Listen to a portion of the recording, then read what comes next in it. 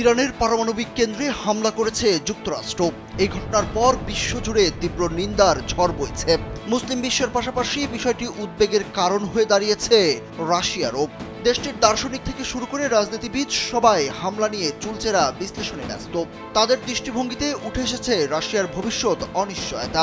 ইরানের পারমাণবিক স্থাপনায় মার্কিন হামলার পর মস্কোতে ভূ রাজনৈতিক উদ্বেগ থেকে শুরু করে তিক্ত বিদ্রূপের প্রতিক্রিয়া সংগ্রহ করেছে সংবাদ মাধ্যম RT।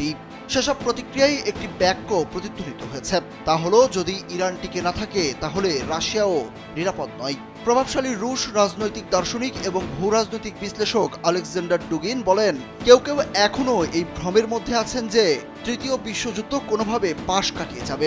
তা হবে না, আমরা ইতিমধ্যেই এর গভীরে রয়েছি।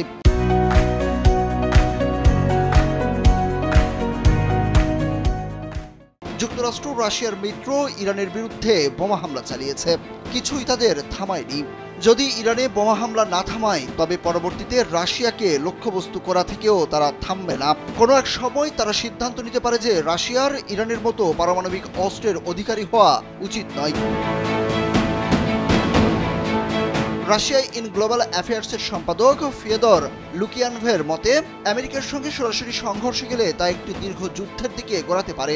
তাই ইরান সরাসরি যুক্তরাষ্ট্রকে লক্ষ্য না করেই ইসরায়েলের ওপর হামলা বাড়াতে পারে।